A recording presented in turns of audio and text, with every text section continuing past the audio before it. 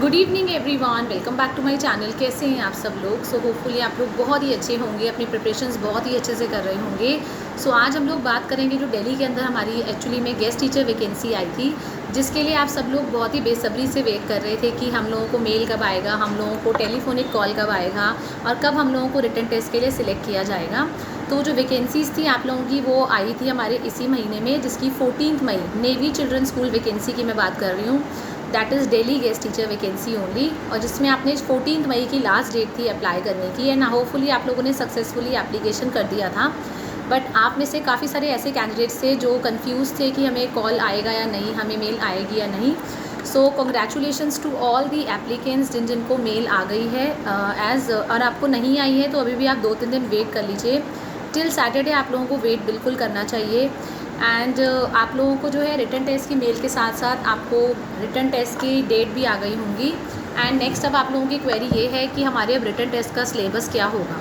तो सबसे पहले बात कर लेते हैं, जब आप नेवी चिल्ड्रन स्कूल की बात करते हैं ना, आप लोगों ने अगर पीछे भी देखा होगा, इसकी जो वैकेंसीज़ होती हैं कॉन्ट्रैक्चुअल बेसिस की, हर साल निकालते हैं।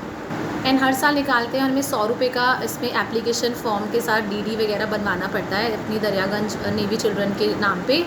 आप लोगों ने इस बार भी बनवाया हो। तो सबसे पहले हमारा जो फर्स्ट स्टेप होता है नेवी चिल्ड्रन का, यही होता है कि हमें सबसे पहले एप्लीकेशन फॉर्म भरना होता है। एप्लीकेशन फॉर्म भरने के बाद आप लोगों का फॉर्म शॉर्ट लिस्ट होता है। मतलब ऐसा नहीं है कि आप लोगों ने फॉर्म भरा है तो डेफिनेटली आप लोगों को मेल आएगी और आप लोग रिटन टेस्ट दे पाएंगे, ऐसा बिल्कुल भी नहीं होता है। आपका पूरा जो फॉर्म होता है स्क्रूटनाइज होता है, पूरा अच्छे से आपका फॉर्म पढ़ा जाता है, आपकी जितनी भी क्वालिफिकेशन है, एक्सपीरियंस है, हर चीज़ अच्छे से देखी जाती है। एंड उसके बाद ही कुछ मतलब मान लीजिए अगर 3000 बच्चों ने फॉर्म भरा है तो हार्डली 1500 बच्चों का ही जो नाम होता है वो शॉर्ट लिस्ट होता है for the written test. And then फिर आप लोगों को रिटन टेस्ट के लिए मेल आती है। तो 14 मई हमारी थी ऑलमोस्ट 15 दिन पहले, और आपको 14 दिन के अंदर मेल आनी स्टार्ट हो गई। नाउ बात कर लेते हैं, लास्ट ईयर जो था आपका एग्ज़ाम 8 जून को हुआ था। ठीक है, अब आप लोगों को पता ही लग गई होगी आपकी एग्ज़ाम्स की डेट। अगर पता लगी हो तो मुझे भी बताना मेल के थ्रू आपको क्या एग्ज़ाम की डेट्स दी गई हैं। तो डिफरेंट पोस्ट की जो होंगी अलग अलग एग्ज़ाम डेट्स दी जाएंगी, सारे के सारे एग्ज़ाम एक डेट पे नहीं होंगे। तो आपकी पीजीटी की वैकेंसीज थी, टीजीटी मैथ्स की थी, लाइब्रेरियन की वैकेंसी थी, आपकी पीआरटी की वैकेंसी थी। तो इनका सिलेबस पे अब डिस्कस कर लेते हैं। देखिए, उसके बाद शॉर्ट लिस्टिंग के बाद जब आपका रिटन टेस्ट होता है तो आपका written test first of all descriptive होता है, मतलब आपको लिखना पड़ता है। कुछ आपको एमसीक्यूज़ भी आ सकते हैं, ऐसा नहीं है कि एमसीक्यूज़ बिल्कुल नहीं आते, क्योंकि हर साल क्या करते हैं अपना पैटर्न बदल लेते हैं। ठीक है, अदरवाइज़ कोई भी यूट्यूब पे इनका पैटर्न डाल सकता है, तो आपको एक स्पेसिफिक पैटर्न कभी नहीं मिलेगा। येस, 5 से 6, 4 से 5 एमसीक्यूज़ आपको देखने को मिल सकते हैं, बट ये ज़्यादातर पेपर आप लोगों का डिस्क्रिप्टिव होगा, मतलब यू हैव टू राइट। ठीक है, सब्जेक्टिव पेपर होगा, आपको लिखना पड़ेगा उसमें। ठीक है, लिखेंगे। देन अगर हम बात करें पीआरटी की पोस्ट के लिए, तो पीआरटी में ऑफकोर्स आप लोगों को फर्स्ट से लेकर 5th तक ऑल सब्जेक्ट्स पढ़ाने होते हैं, and Hindi, English, maths and EVS, they are the main subjects. तो इनसे रिलेटेड आपसे क्वेश्चंस किए जाएंगे। आपको अपने ये चारों सब्जेक्ट स्ट्रॉन्ग रखने हैं। अगर पीआरटी के लिए अप्लाई करें तो कम से कम 8 तक का प्रिपेयर करके जाएंगे। ऐसा नहीं है कि 5th तक का प्रिपेयर करके जाएंगे, 5th तक का तो बहुत ही किडिश होता है, इतना तो सबको ही आता है। तो अगर आप 5th पीआरटी के लिए अप्लाई करें तो 8 तक का आपको मैथ्स भी करना है, 8 तक का आपको साइंस और सोशल साइंस भी करना है, 8 तक के लिए आपको हिंदी इंग्लिश दोनों करना है। ठीक है, साथ में जो भी आपने अपना कोर्स किया है, डीएड करा है या डाइट करा है, जेबीडी करा है, जो भी आप लोगों की उस कोर्स की बुक्स थी आपको वो बहुत अच्छे से पढ़ के जानी है, क्योंकि उसमें से जो टीचिंग मेथडोलॉजी होती है उसमें से क्वेश्चनिंग होती है। देन आपकी जो साइकोलॉजी होती है, थ्योरीज ऑफ डेवलपमेंट है आपकी, काफ़ी सारी कोग्निटिव डेवलपमेंट की है, मॉरल डेवलपमेंट की है, साइको सोशल की है, तो काफ़ी सारी थ्योरीज थी वो आपको पढ़ के जानी है। मेथड्स ऑफ टीचिंग पढ़ के जाने हैं कि अलग अलग मेथड्स ऑफ टीचिंग क्या होते हैं, छोटे बच्चों को कौन से मेथड से पढ़ाया जाता है। ब्लूम टेक्सोनॉमी बहुत अच्छे से पढ़ के जाएंगे। ये सारी बेसिक चीज़ें हैं जो आपको टीचिंग के लिए पूछी जाती हैं। ठीक है, सेकेंडली नेक्स्ट अगर आप बात करें टीजीटी के लिए, तो टीजीटी मैथ्स के लिए सपोज़ वैकेंसी आई हुई है। टीजीटी मैथ्स के लिए आपको 10 तक का तो करना ही, वैसे तो 11th-12th का भी करना चाहिए, बट बहुत ज़्यादा वास्ट हो जाएगा। तो टीजीटी के लिए आपको 6 to 10th of course classes मिलेंगी, तो आप लोग 10 तक का तो पक्का अपना सिलेबस मैथ्स का करके जाएंगे अगर हम सब्जेक्ट की बात करें। और साथ में जो भी आपकी बीएड की बुक्स हैं, आपने ऑफकोर्स बीएड ही किया होगा या आपने बीएलएड किया है, उनकी जो बुक्स हैं आपको उसमें से same topic, methods of teaching, Bloom taxonomy, theories of development, ये सारी चीज़ें आप करके जाएंगे। Intelligent question, IQ one of the main question, ये पढ़ के जाएंगे। आईक्यू क्या होता है, ठीक है। इस IQ निकालते कैसे हैं, ठीक है, क्रोनोलॉजिकल एज क्या होती है, ये सारी चीज़ें आपको पता होनी चाहिए। PGTs की बात करें, जैसे PGT हिस्ट्री की वैकेंसी थी, PGT के लिए तो 12th तक तो आपको पढ़ना ही पढ़ना पड़ेगा एट एनी कॉस्ट। 6 से लेके 12th तक आपको अपना सोशल साइंस बहुत अच्छे से पढ़ना है। 11th-12th में आपको हिस्ट्री बहुत अच्छे से करनी है। 10th तक का आपको सारा करना पड़ेगा, ठीक है। जब मैंने अपना TGT केमिस्ट्री के लिए एग्ज़ाम दिया था तो मेरा 11th-12th 9-10 तो पूरा फ़िज़िक्स केमिस्ट्री बायो आया था, और 11th-12th का जो था वो सिर्फ केमिस्ट्री पूछी गई थी। इसी तरह अगर आप PGT हिस्ट्री के लिए अप्लाई कर रहे हैं तो 11th-12th की आप हिस्ट्री करेंगे बहुत अच्छे से, एंड 6 से लेकर 10 तक अपना बेसिक जो सोशल साइंस के आपके चारों के चारों सब्जेक्ट्स है वो करेंगे, ठीक है।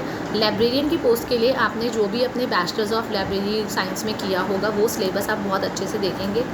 आपने लाइब्रेरी जो भी आपके होता है ना, अरेंजमेंट होती है लाइब्रेरी को किस तरह से अरेंज किया जाता है, क्या लॉज होते हैं लाइब्रेरी के, ये सारी चीज़ें आप पढ़ेंगे। साथ में अगर लाइब्रेरी का जब कोर्स किया होगा तो ऑफकोर्स वहाँ की बुक्स होंगी आपके पास, उस पर आपको बहुत अच्छे से नज़र मारनी है, क्योंकि उसमें से आपसे क्वेश्चनिंग हो सकती है। म्यूज़िक टीचर की बात करें तो म्यूज़िक जो भी आपने अपना बैचलर्स अगर म्यूज़िक में करी है तो सारे आपने सुर वगैरह पढ़े होंगे, उनमें से आपका सिलेबस ऑफकोर्स म्यूज़िक टीचर ही आपका पेपर बनाएगी, तो उसमें से क्वेश्चन आने की प्रोबेबिलिटी पूरी रहेगी। डेमो के अंदर अब जैसे अब आपका रिटन टेस्ट हो जाएगा, रिटन टेस्ट के बाद आपका जो नेक्स्ट स्टेप होगा, मान लीजिए 3000 में फॉर्म भरे तो 1500 सिलेक्ट हुआ। अभी इन 1500 में से हार्डली 500 से 600 बच्चे ये लोग सिलेक्ट करेंगे इन ऑल टोटल। एक पोस्ट के लिए हार्डली 15 या 20 कैंडिडेट्स होंगे। तो नेक्स्ट स्टेप इनका यही होगा आप लोगों का डेमो के लिए बुलाना। तो म्यूज़िक के लिए तो ऑफकोर्स आपको गाना गाना पड़ेगा वहाँ पे, उसमें आपकी पूरी सुर ताल देखी जाएगी, आपसे पूछा जाएगा सुर ताल के बारे में, क्वेश्चनिंग होगी। बात करें PRT के लिए, आपको कुछ भी पढ़ाने को दे सकते हैं। जैसे लास्ट टाइम क्या दिया था, कैंडिडेट को इंग्लिश का टॉपिक पढ़ाने को दिया था, तो ऑन द स्पॉट नहीं दिया था आपको। जिस दिन रिटन टेस्ट क्वालिफाई हो गया था आपको मेल वगैरह कर देंगे कि ये टॉपिक आपको इस क्लास को पढ़ाना है, तो आपको वो प्रिपेयर करके, मतलब ऑन द स्पॉट नहीं देते हैं जनरली, आपको टॉपिक पहले से बता दिया जाता है। PRT में आपको इंग्लिश पढ़ानी है, PRT में आपको मैथ्स पढ़ानी है, ये सब। देन TGT की बात करें, TGT मैथ्स के लिए आपको डेफिनेटली टॉपिक दे दिया जाएगा, क्या पता 9th का दें, क्या पता 10th का दें, किस चीज़ की उनकी रिक्वायरमेंट है। तो जनरली ऐसा ही होता है कि आपको टॉपिक जो है उससे पहले ही आपको 1-2 दिन पहले बता देंगे और आपको वही प्रिपेयर करके जाना पड़ेगा। तो अगर आप डेमो के लिए सिलेक्ट होते हैं तो कोशिश करिएगा कि कुछ एक्टिविटी बेस्ड लर्निंग करा पाएँ, जिसमें बच्चे इन्वॉल्व हो सके, बच्चे पार्टिसिपेट कर सकें। ऐसा ना हो सिर्फ टीचर बोलती रहे और बच्चे शांत बैठे रहें, ठीक है। ये चीज़ें आपको ध्यान रखनी है। PRT के लिए भी आपको एक्टिविटी बेस्ड लर्निंग ABL करानी है, एक्सपीरियंशियल लर्निंग, जैसे as per new education policy हमें आपको एक्सपीरियंशियल लर्निंग, बच्चे जब तक एक्सपीरियंस नहीं करेंगे, जब तक वो देखेंगे नहीं तो वो सीखेंगे कैसे, ये सारी चीज़ों का आपको ध्यान रखना है। PGT के लिए भी आपको 11th-12th क्लास का कोई डेमो प्रिपेयर करके जाना पड़ेगा। तो ये ओवरऑल आपका डेमो होगा। एंड इंटरव्यू की अगर हम बात करें, इंटरव्यू में आपसे सिचुएशनल बेस्ड क्वेश्चंस किए जाते हैं।